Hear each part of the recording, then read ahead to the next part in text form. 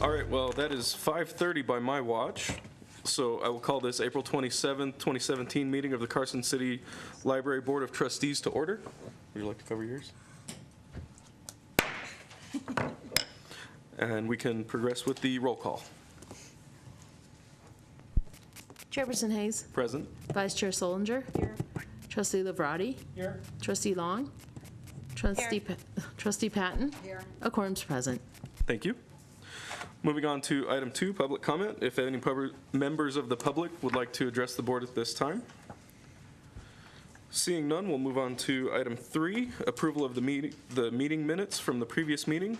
Did everybody have a chance to review those minutes? And were there any corrections? I just questioned where it mentioned the replacement of the signboard. And we're not truly replacing it, are we? We're just replacing the insides. That is correct. It's just the LED components, not the actual structure of the sign. Mm-hmm. Okay. All right. If there's no further discussion, I would entertain a motion. I'll move that the minutes be accepted. I'll move that the minutes be approved and as submitted. Okay, is there a second? I second. Go ahead. With the new kid. I'll second. Okay, we have a motion and a second. Those in favor, please signify by saying aye. Aye. Those opposed? Hearing none, the motion carries. Moving on to item 4, the Friends of the Carson City Library report. The report is in your packet. It was submitted a couple of weeks ago, so there's not a whole lot to add. We did have a very successful author event on the 18th. Bonnie Nishikawa came and spoke about her book about the Northern Nevada Children's Home and her life growing up in that home. It was very interesting and had a very good turnout, so that was good. And we have an upcoming, on May 13th, an upcoming parking lot book sale and family fun day. I don't have this ready to pass out to you yet because I have 2 items that have not been confirmed, so I'm holding out for them. But we will be having a parking lot book sale. We're going to have the pedal library over there. We're going to have a food truck. The fire department's bringing a small fire truck or a paramedic truck and firemen for the kids to meet. We're going to have face painting. I'm still waiting to see if we have adoptable pets and snow cones. And that will run from 9:30 to 4 on Saturday, May 13th in our parking lot. That's it. Excellent, thank you very much. Moving on to item 5, Library Board of Trustees business, starting with 5A, presentation and discussion about the current library board replacement fine, or library card replacement fines. Thank you, Jeremy. So Sina Lloyd, for the record, this item was actually brought to my attention by our Access Services Manager, Kathy Rush.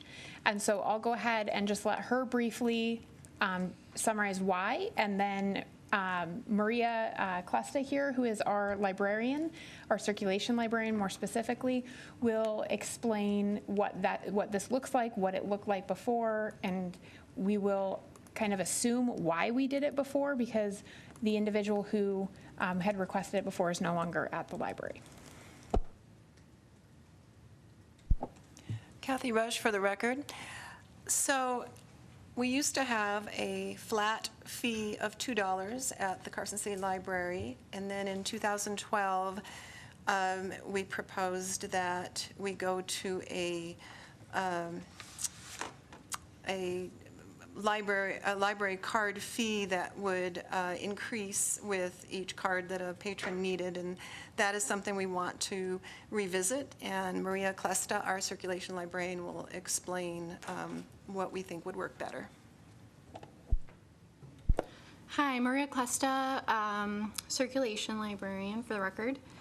So as Kathy said, our previous policy that was approved in October 2012 had the progressive increase in replacement costs.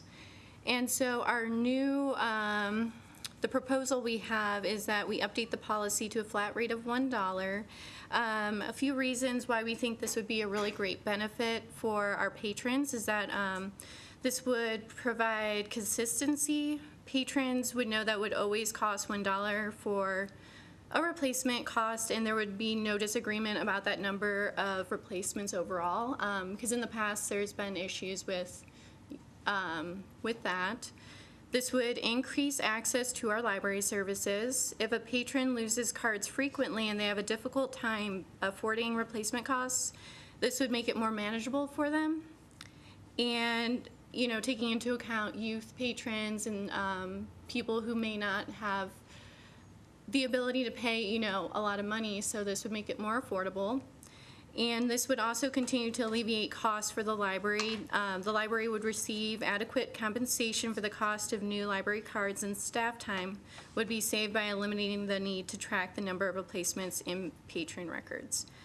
And of course, we would have exceptions for this rule, including, you know, if a patron has damage due to regular wear and tear, the card is stolen, other extenuating circumstances where the card may be lost or damaged, we could look into waiving those fees for them. And then obviously their first card with the library would be free, so that wouldn't change. But any questions or? What is the cost in materials and labor for a library card, please? Each library card is less than $1. I believe it's between 67 cents and 72 cents per card, depending on the type, because we have 3 different kinds, the internet only, and the Premier card costs less than the standard library card that we have. And that is due to the amount that we ordered at the time, so the quantity. Staff time, I would say that it probably, to replace a library card, 30 seconds to 1 minute, depending on what you're updating. So depending on what staff member that might be, it would be a different rate, but it is not very significant. And so right now it's $2, $3, and then $5? Is that the current structure? So what you see up here that's highlighted, that was the first motion. It was seconded, but there was an objection by board member Robert Kennedy. Mm-hmm. And so what came out of that was the first card was $1, the second was $2, and the third was $3. Okay.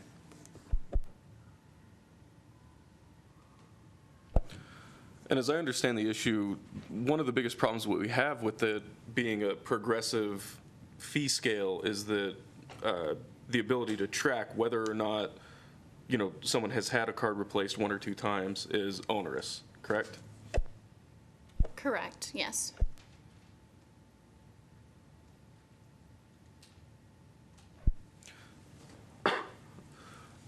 If there's no more discussion, I would entertain a motion on this item.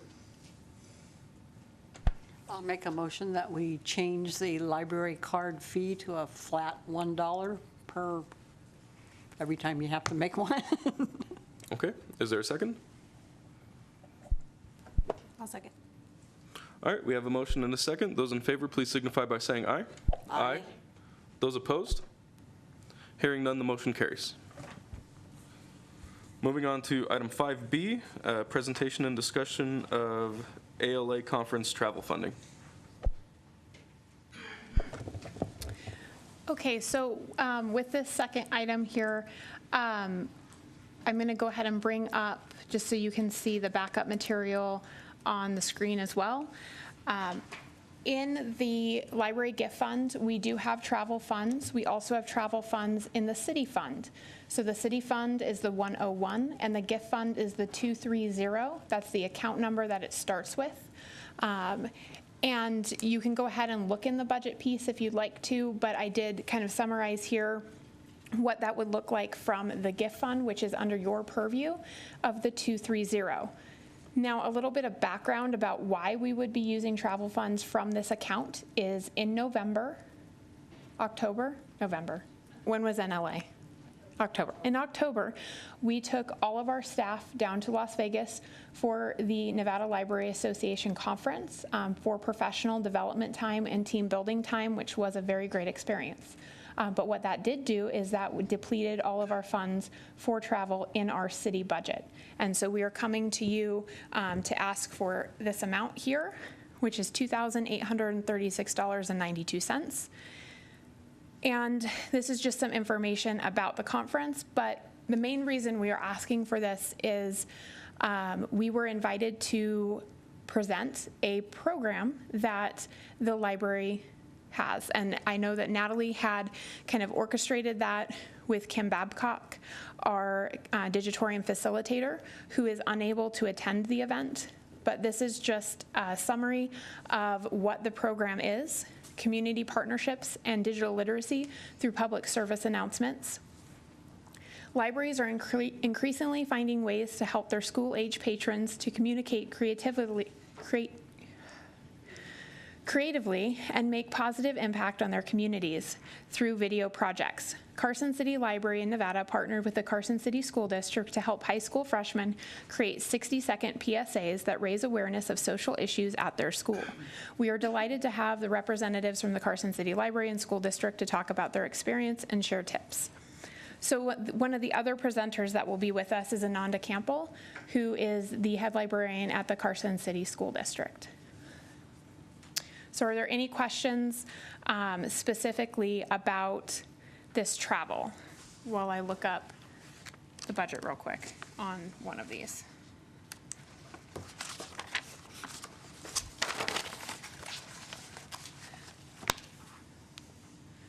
So what we have available in the gift fund travel is $4,131.10.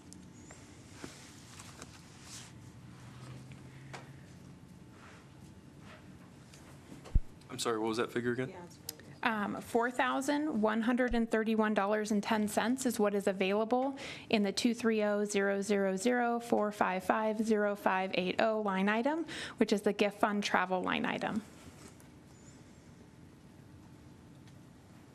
Okay, so what are you presenting at this conference again? So we're presenting about the public service announcements and the partnership with the school district Okay. to other librarians across the nation. When's the trip? The trip is at the end of July. The dates are the, or end of June, June 22nd through June 27th. So it'll go this fiscal year. Correct, and that is why we are coming to you for travel funding, because we do not have any more city funding for travel in this current fiscal year. But you only have 2 months left, right? Correct, but this trip is within this fiscal year. Right. So if you're going to use a large portion of it, there's not going to be too much travel left. Correct, yes. I don't see a problem. Right, you're saying that we don't need to be concerned about depleting the majority of that $4,000. Right. It's a good thing to do. It's, what is left over, yeah, what is left over will roll over into the Right, next year. yeah. So it, Yeah. you know, it does roll over. And I think that's a great opportunity and exposure for our little city library to be exposed to the entire country. With the great program that you have with the city, with the school district. So I would say go for it.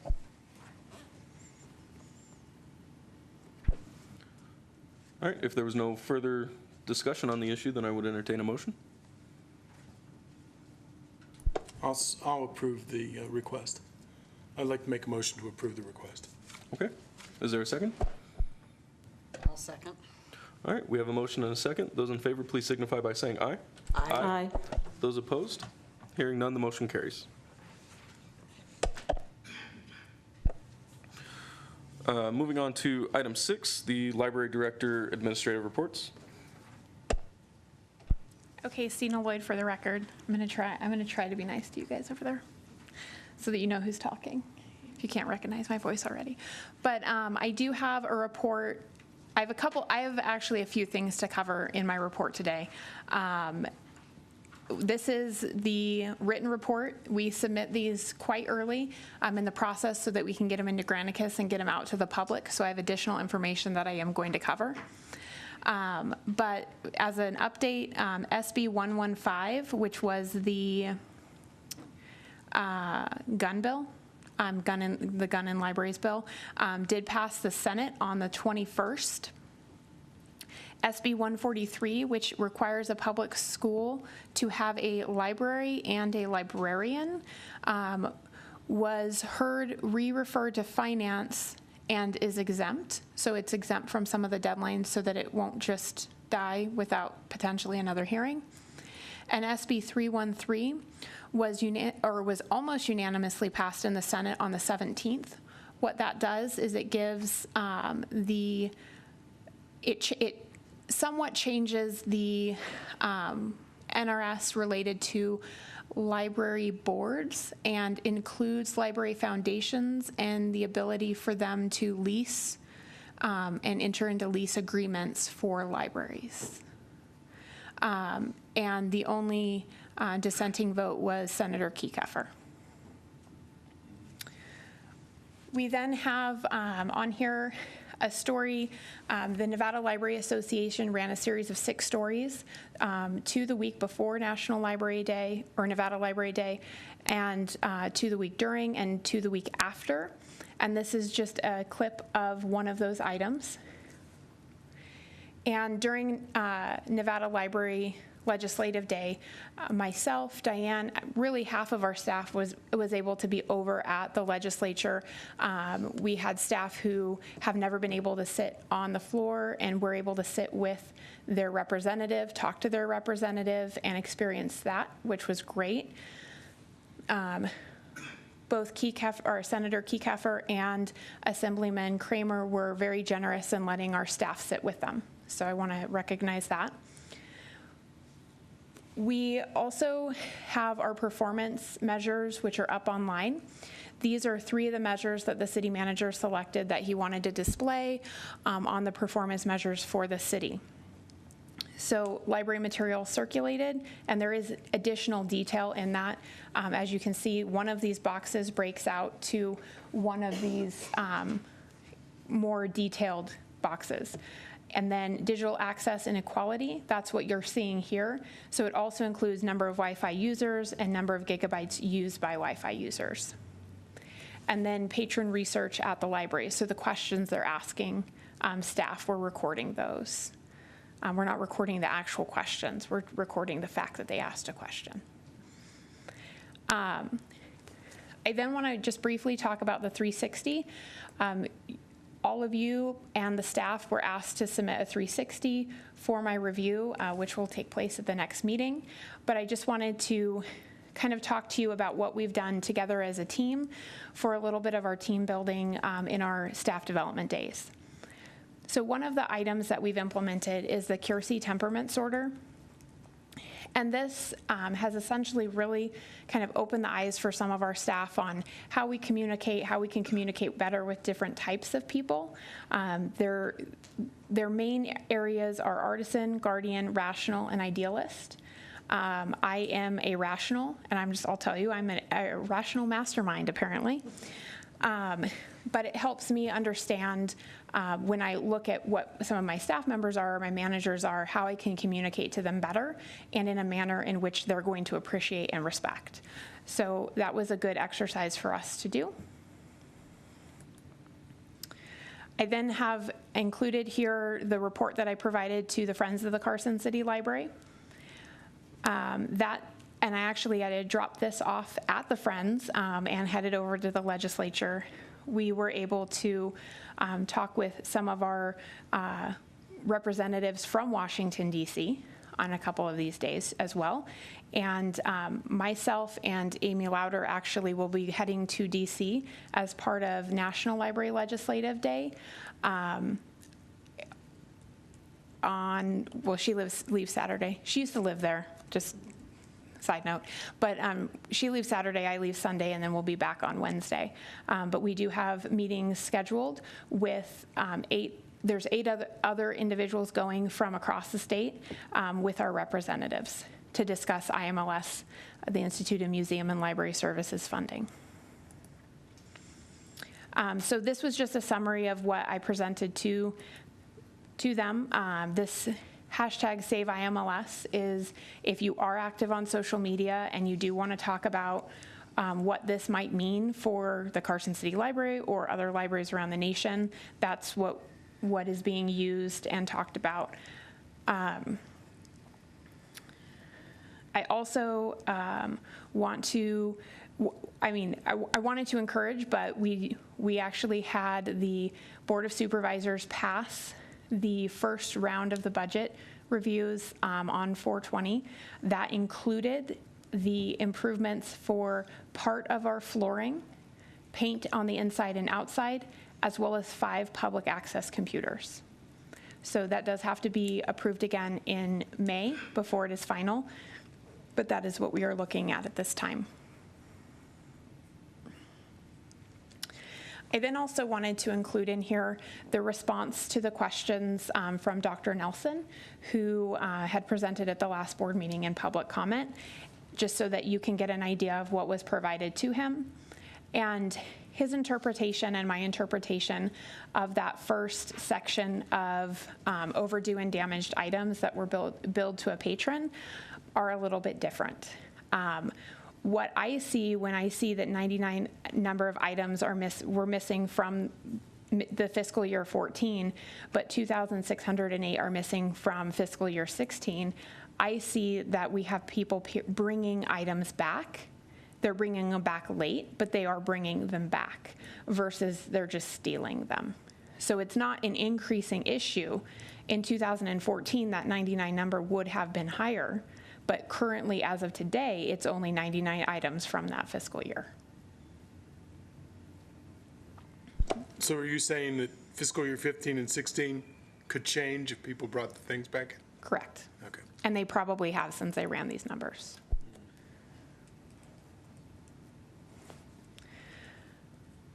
Okay, so that's the information there. I then want to, I hope I'm not stealing Diane's thunder. Yes, you are. Okay, then I'm not going to do that one. I will skip that one. No, I'll skip it. I'll skip it. I really want to play it, but I'll skip it. Okay, so the next item we have here is, we'll call it Library Bug Gate. Why not? You did all receive an email from myself about the bed bugs that were discovered on one of the items in the library. Now, that has gone out. That was on Carson Now. We've been responsive there, as well as the health department, to some of those comments and concerns, as well as the appeal. It was on KOH News this morning on the radio, and News 4 interviewed me this afternoon, and it's going to be on at 6 o'clock. They also interviewed Dustin from Health and Human Services. But what I've been told the idea of the interview this afternoon was essentially why we should encourage people to still come to the library and why this is not a problem. So it's, they're not, I don't believe that they're trying to make this something bigger than it is. I think they're trying to get people back to the library.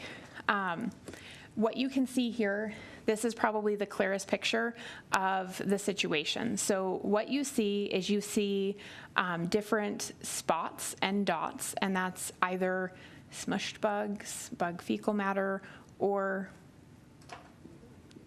blood after they've eaten. But this right here is a little bug. That is a little bed bug. This is the first book we found, and the only book we found with live bed bugs on it. We found some other books that had traces and were contaminated, but did not have live bed bugs on them. So what did we do? I've told this story a couple times now, so I'm going to tell it to you guys. But what we did is Maria Clusta, who was here earlier, she is the one who found the item. She found the item come into the sorter. And that is essentially, I don't want to say why we had a problem, but why we had to look at all of the books that you're going to see in the next slide. But it came in through the sorter. She identified it with Christina, one of our other staff members, Christina Stanfield. And at that point, they bagged it, They told me, we put it outside, and then we began to quarantine the area. So these are all of the items in which we quarantined. As you can see here, this bin with this black bag is the original bin that the item went into. And then we have, this is the quarantine of all of the items that are really in that back room that are in the vicinity of where this was discovered. Because it did go onto the sorter, it could have potentially gone to any of these spaces. From what we had found in the contaminated books, it had not. It was an issue that was in that one bin. So there's the bin. And the reason you put them in black plastic is if they heat up enough, they will die. It was not a hot enough day for that to happen, and so we worked with Health and Human Services to develop a plan of action on how we were going to need to do this. And we also worked with the city's contracted pest control specialist. So this is myself and Christina, who volunteered to examine all of the books. And so we suited up, and we are in the secret garden. All of the books were bagged after they were in the bins and the carts, because we decontaminated all of the bins and the carts. So we did this process. We put these then onto a cart once we deemed that they were clean. Then staff put them onto another cart before they then came into the library, so that we could try to ensure that there was no cross-contamination. So this is the secret garden space where you see all of the black plastic here. That's all of the black bags that were filled with items. We went through over 1,000 items that were potentially contaminated. Only 34 were quarantined because they were in the same bags as the 5 that were contaminated. This is Maria with gloves checking the items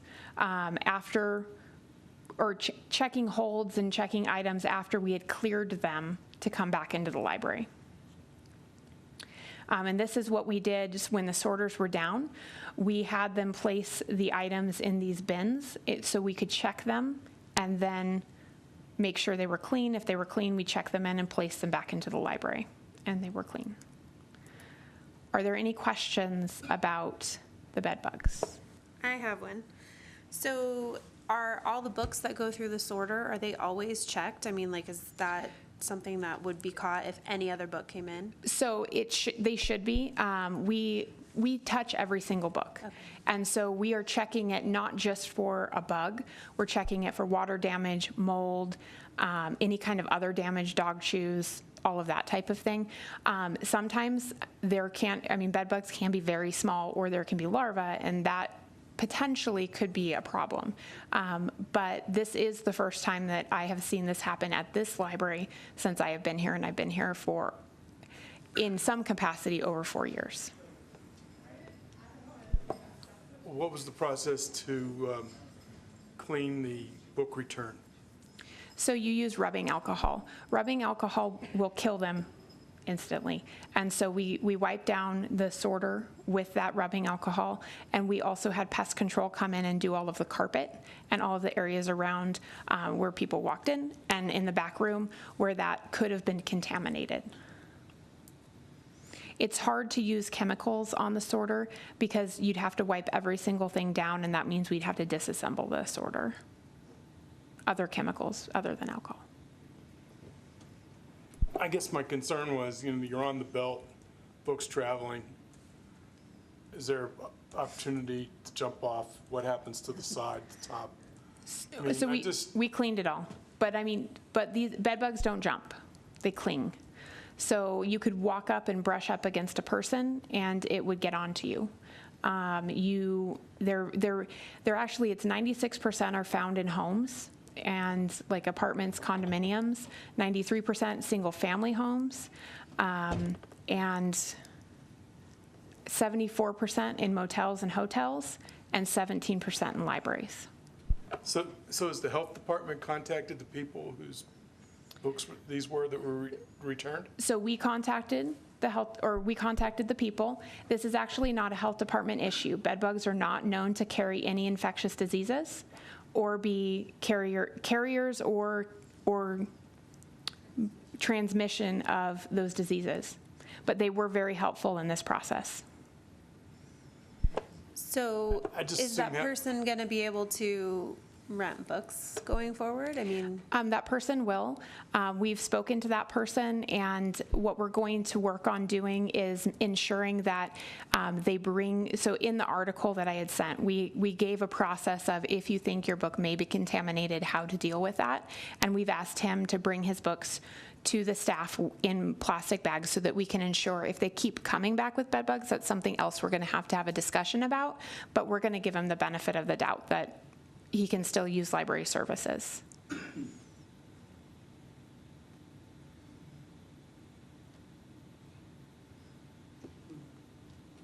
I just think that's an awful lot to put on you guys instead of the health department.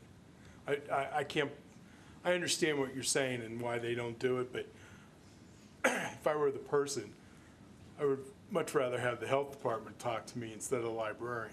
Excuse me.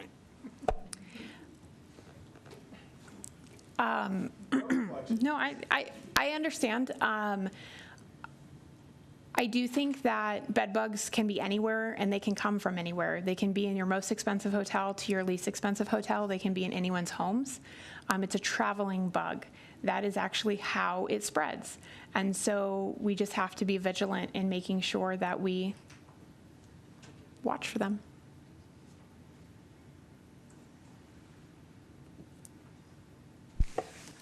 I did have one additional comment to let you know. There is a piece of equipment that we are going to order that is called Thermal Strike.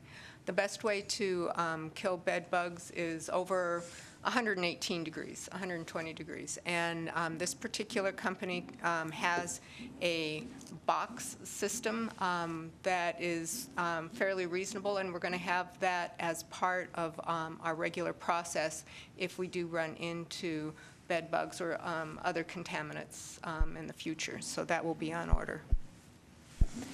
And that is something that we will be using with the 34 quarantine books that are not contaminated, but to ensure that they are not going back into the collection potentially contaminated.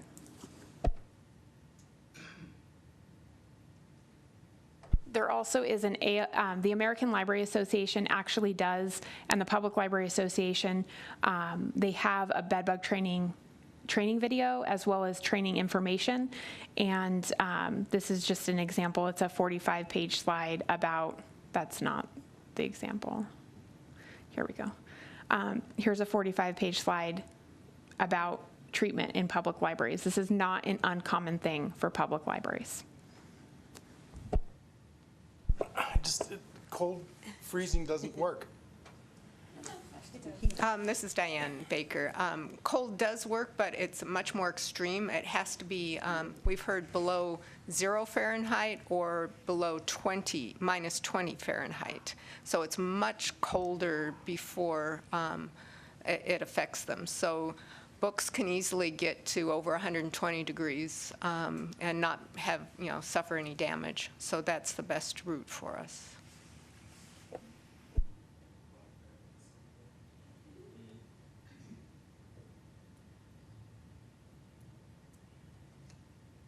Well, it's too bad that the staff had to be put to all that extra work to do that, but it sounds like you really knew what you were supposed to do, and you did it very efficiently, so kudos to the whole staff. And I will say it was a learning experience. Like I said, I've never experienced that myself before. I've heard of that. But the staff were very quick to intuitively remove items from the space. And it did take a while. With myself included, there was about 6 hours spent getting those books checked and back into the collection. So it's a lot of time that 2 of the staff members spent. We do think that there's processes that we can put in place that if it ever did happen again, that we wouldn't have to go through every single one of the books. But that, it's a learning process. I think that's important for the public to know, because even though, bed bugs is a common problem everywhere you go, I mean, you have to almost look at the reviews on hotels to see if they have issues, because it's very common, but it's still, people don't know a lot about it in the public. So to know that you guys are on top of it and you're handling it quickly, I think is a big deal for the public to know, because then they'll have confidence that, okay, well, they have this issue, but I still feel safe to take my kids there or to go there. And we tried to convey that in the article. When people read headlines and not the whole article, I think is where some of the problems come in. Does that thermal device attach to the sorter? Diane Baker for the record. No, it's a freestanding item. So as anything that is either identified or suspected, it can go into, and it's a sealed box. And then it does have a thermometer on it. It has to stay at the temperature for a certain amount of time to ensure that the heat's gotten through the whole book. But it's separate and freestanding. Is there any cost-effective device that can be put in this sorter that will preempt the issue? Not that we've been able to identify at this point. Las Vegas, Clark County, so we are a small library with a sorter. Most libraries do not have sorters. Las Vegas, Clark County, pulling a little bit of phone tag with them, but working with them to see if they've ever had this problem, what they've done. Their sorter is quite large, and I think that that would be a good example of something that we might be able to do in the future if they have been able to successfully deal with something or add something to their sorter. Thank you.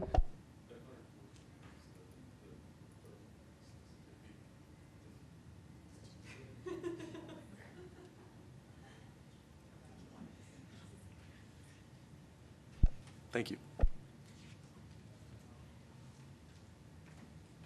Okay, are there any questions about the activities? If not, I can move on to the budget. It doesn't appear that there are any more questions.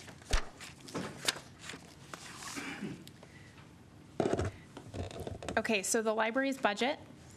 What you'll see here, the funding revenue. Just going to zoom out here so you guys can see it on the screen. We are 92, at this point we have spent funding to be 92% general city funded, 2% from the Friends of the Library, 4% of gift funds, and 2% from grant funds. Our expenditures have been, as you can see here, 91% general funded, 2% grant funded, 4% general funds, and 3% Friends of the Library. The Friends of the Library funding, that does include, or that does not yet include the signboard. So once that is spent, that will be reflected there as well. That will be paid tomorrow. So on the general fund, the 101, what you're going to see here, and you have the detailed budget report on the other side of this, but the graph kind of just shows you these new line items that are in yellow were new line items in January, but I just wanted to keep those highlighted so that you can see kind of what's going on with our budget here.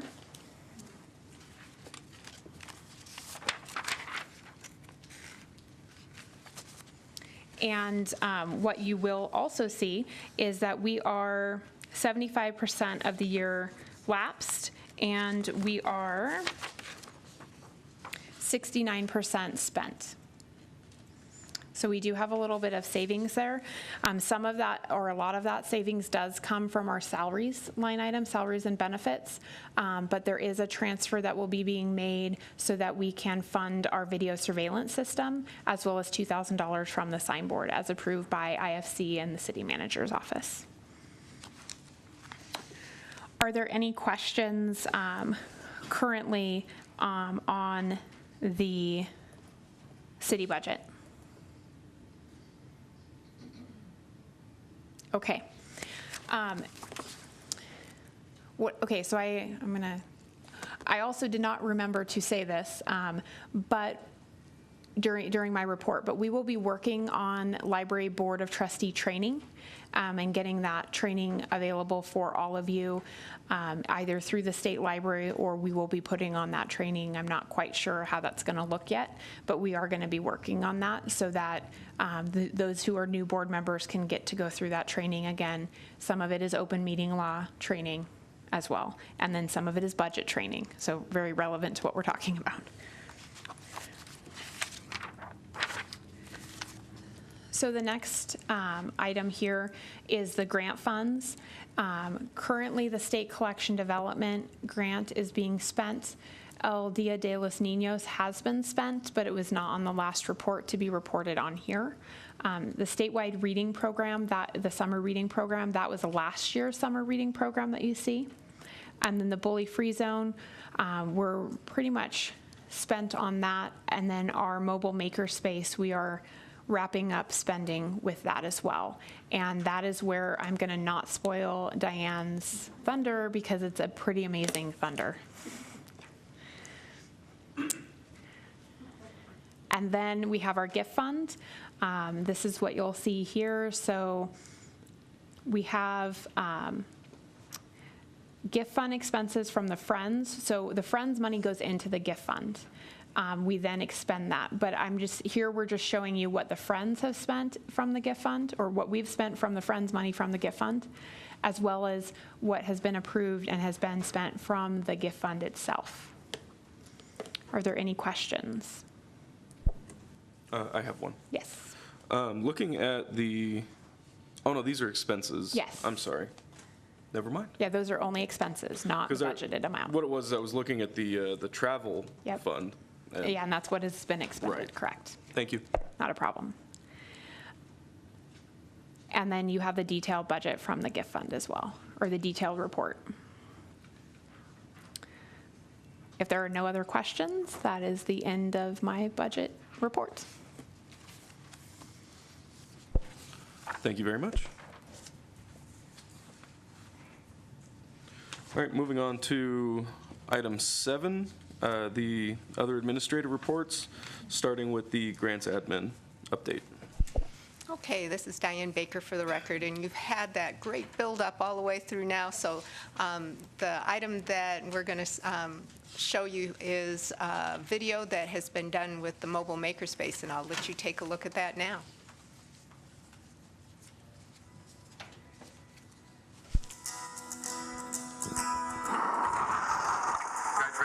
Something? Slide that to the right. 1 before the semicolon it means 1 second. So Makerspace is bringing science, technology, engineering, and mathematics to the community and the elementary schools and the middle school program. A stick about flying or jumping. To have these programs where kids are getting exposed to this technology early on so that we can be building that workforce for the future. You can actually put things together and it clicks inside the head. Today, with stop motion, what they were learning is different technologies. Let's do another picture. You want to do another one? They're really excited because they know that they can develop and make their own creative object that's individual to them. They have this partnership with the library and the school is a great thing. To see kids that are underrepresented in high-tech jobs, I think that's exciting to be able to see that they could do as well as anybody if you give them the opportunity.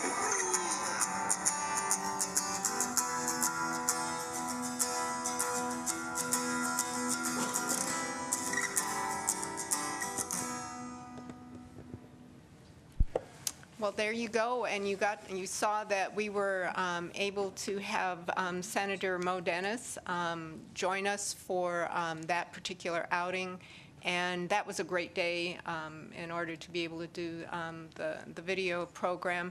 And we're looking to have additional individuals that have expressed some interest to also do some ride-alongs. We're going to contact the mayor and some of the other individuals who had expressed interest. And anyone up there who's interested, we'd love to have you ride along to some of our locations. And they're doing different things. When you go out, we've now moved past doing stop motion for the elementary group, and they're going to be working with Makey-Makeys. So, I mean, at everyone at different times, you will see different STEM-based programs that we will be doing with the schools. I just wanted to add to that. Some of you might not know why it's important that it was Senator Mo Dennis. Senator Dennis is a huge library supporter and advocate. He was a Las Vegas Clark County Library Board trustee.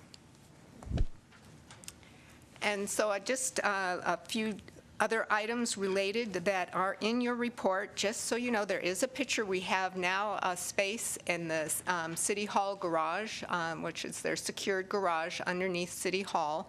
The Sheriff's Department was a little full, so we were able to be able to set this up, and Sina was able to make the connections, so we were able to get our position here. So every night and over the weekends when it's not out, it is in the garage there. And then to loop back also to Nevada Library Day, we were able to have the mobile makerspace in front of the legislature, operational. We had a number of things running. It kind of, when it got really windy, and it did get really windy that afternoon, we had to shut down the 3D printer because the temperature and the wind would affect what we could print. But we did have a lot of interest in individuals there, and we shared the front space in front of the legislature with the Humboldt County Bookmobile. They were on the other side. They came in for the day, and they were there open for everyone to see, and that day also happened to be National Bookmobile Day. So it was perfect to be there and be able to have that in front of individuals that were there. And we had legislators and legislators, their staff and families come by as well. So it was a great day. And that's all I had. Any questions? Have you let the mayor use the 3D printer yet? He's dying to use it. I know he is, if he hasn't used it already. We will make sure he has a chance to use that when he goes out with us. You will make his day. Any other questions? Okay, thank you very much. Thank you very much, Diane. All right, moving on to the next report, the Access Services Report. Kathy Rush, for the record, Access Services Manager. So in your report, you'll see that the first item is that we have moved the self-checkout stations from where they used to be to the center of the room, and that has accomplished a few things. The area around the info desk is where they used to be, is not as congested as it was, so that patrons can better access their holds and use the copy machine. It's also more clearly marks that side of the info desk as a staff-only area, and we will soon be having a glass partition put up there and with a sliding door so that patrons are not as likely just to walk up and call to us, that they need help over, that area. Also, patrons needing help with self-service when they're doing checkout are then encouraged to get in line to get that help so that there's a more consistent public service being provided to everyone, particularly the people who are already in line. And I think it looks nice where it is. The units that the self-checkouts are housed in match the OPACs, which were already over there, and so now it's a nice little cohesive circle, and looks quite nice right there. The second item on the report highlights the library's weekly driving route to transport materials to and from some of the clan libraries. This is something that our library assistant Haley Swift does every week, and I'm not sure that some of our public is aware of the extra time and work it goes into doing that, but it's very efficient. She loads up and drives an average of 12 to 14 bins of holds on her route. She stops at the Nevada State Library, Archives and Records, the Dayton Branch Library, and the Churchill County Library, and then she returns loaded up with the materials they have for our library. The Dayton Library disperses materials to Lyon County, Fernley, Silver Stage, and Smith Branch libraries, and so we're really distributing materials to 8 different locations, all in about a 3 to 4 hour timeline. So driving these materials instead of mailing them saves on the cost of shipping. It saves the staff time to box and unbox all those materials, and it reduces the time that patrons wait to get their holds. So we've found it to be more efficient. Any questions? How long have they actually been doing that?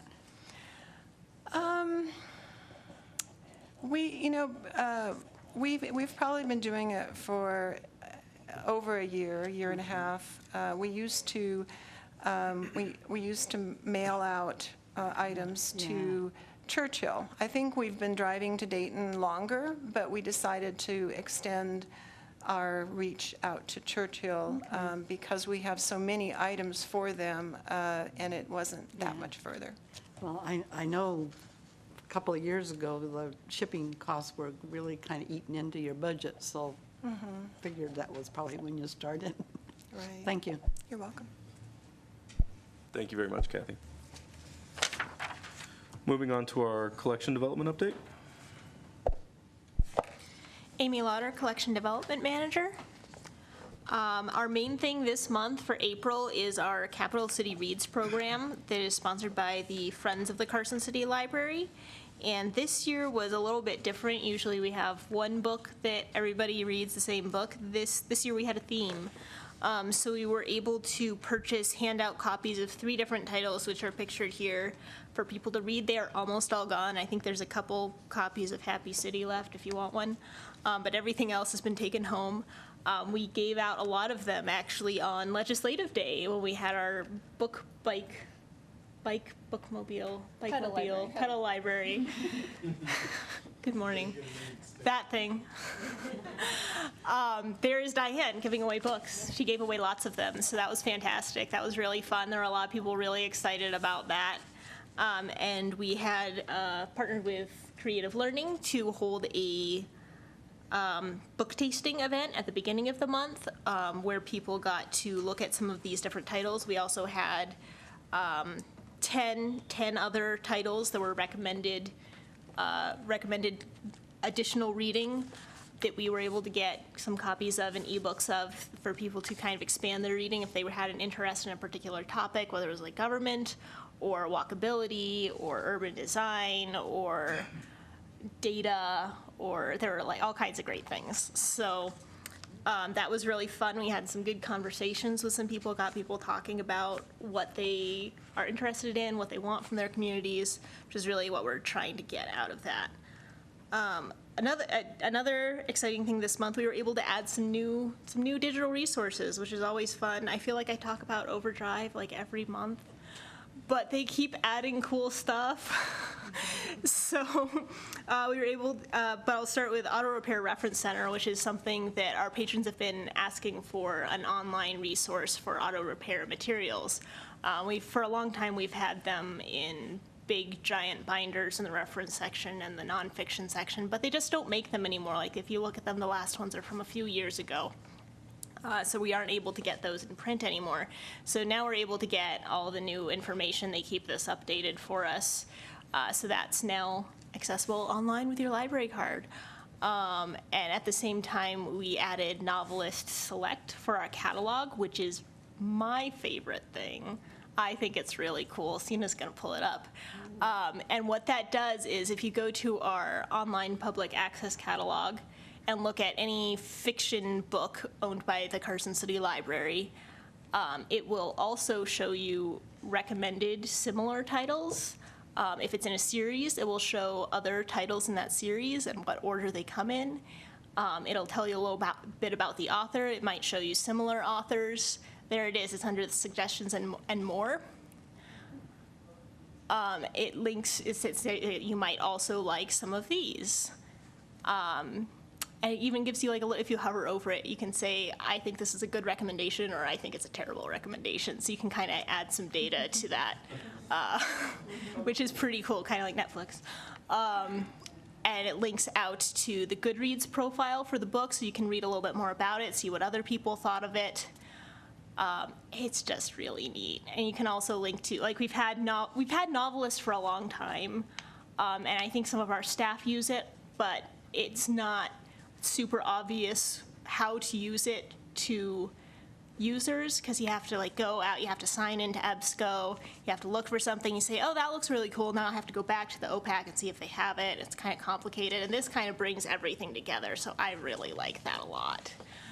And for Overdrive, we were trying out a database from a different company that provided digital comics, which was really neat, but the interface was not super user-friendly, so we had a very few super dedicated users, and other people were just kind of, the barrier to entry was just a little bit too much. But Overdrive also provides digital graphic novels and comics, so I said, well, we already have a lot of people using it, it's been working really well, we're gonna add those. So we've added some new titles with that. So they have really popular titles, like We Can't Keep Walking Dead on the Shelf. Now we always have it because it's digital. It can't run away. So I think that's really exciting.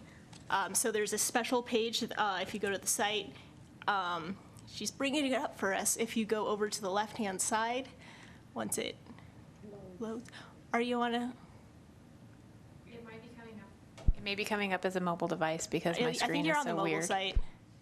So if you go on the right-hand side, it's not on the left-hand side. Under that little menu there should be, there it is, graphic novels. And that will bring you to all of that, which is really fun. Cool. Yeah. So always new stuff. We had a really fun, not on the report, I think I talked a couple of months ago, we've been adding more collections, resources, classes, and how-tos events, and we were able to partner with the Adams Hub today. We had our Reference USA representative, which is Reference USA is one of our business databases the city provides funding for. And he was in town today, so he came to the Adams Hub for Brown Bag. We had great attendance, lots of questions, lots of interest, so that was really nice. It was fun. That's all. Any questions? Okay. Thank you, Amy. Moving on to our creative learning update.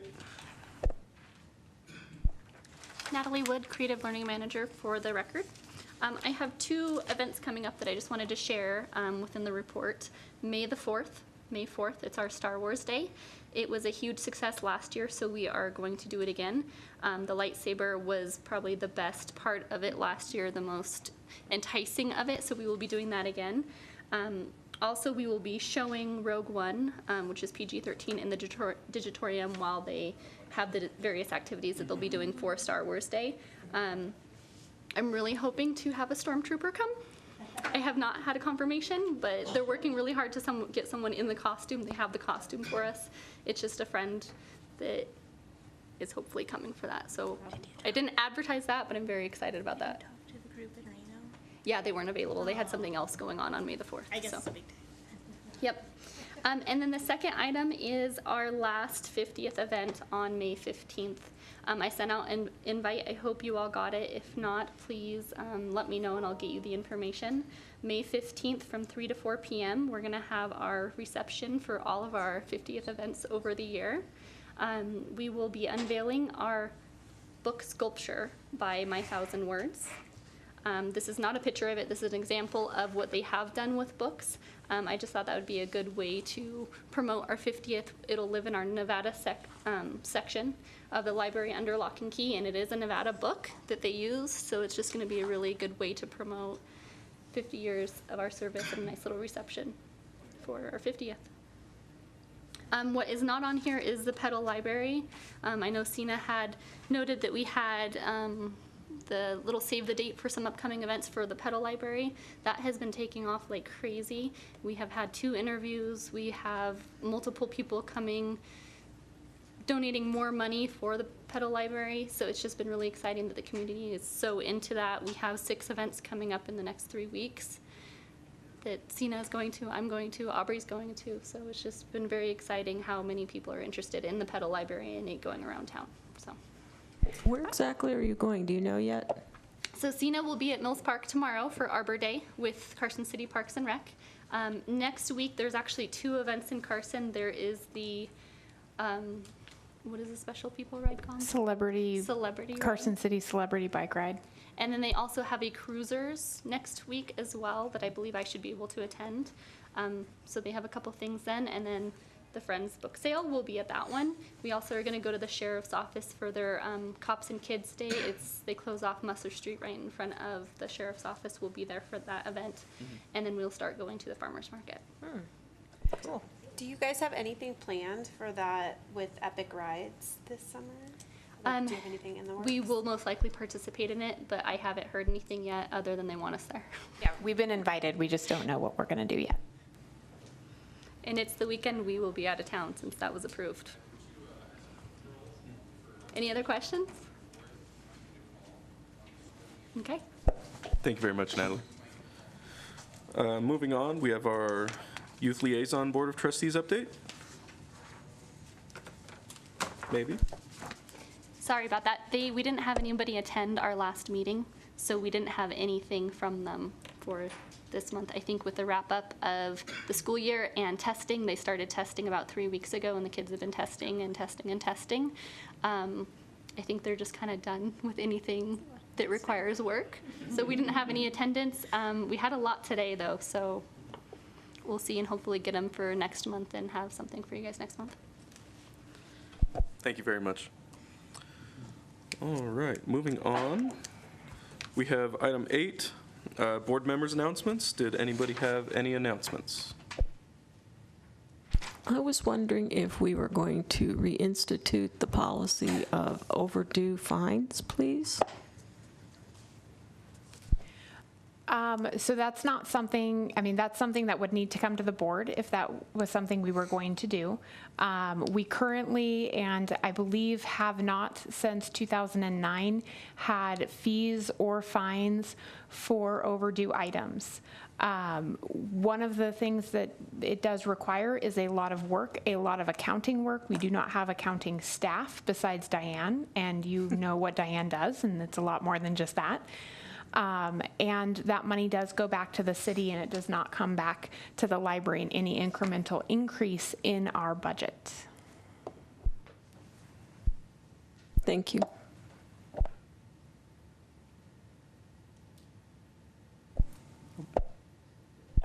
I already told you about the parking lot sale and thing, but I also would like to mention that a memorial fund was started through us when Hazel Ryland passed away. And I just wanted to let you know that we had currently $1,200, which we put into the gift fund for the staff to, they made new bags for Sandy to use for her deliveries to the homebound.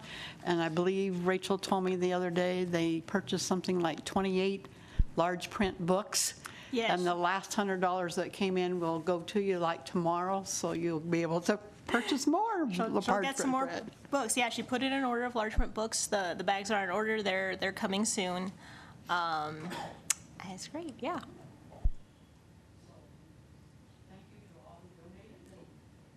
Thank you to all who donated, and thank you to the library staff for putting it to very good use, something that I think Hazel would have approved of. And I'm not a library board member, but I did receive information about Hazel's memorial here in Carson City. I do not have that with me, but if there's any interest in attending that, I can provide that to you. Please send that to me and I'll post it in the store because I know there's some of the volunteers that might be interested. Okay, if there were no more board member announcements, then we can move on to item 9, public comment. If any members of the public would like to address the board, now would be the time. Seeing none, we will move to adjournment. Is there a motion to adjourn? Do you all want to sit here the rest of the night? I'll make a motion to adjourn. All right, and I was informed that all we need to adjourn is a motion, so we are adjourned. Okay.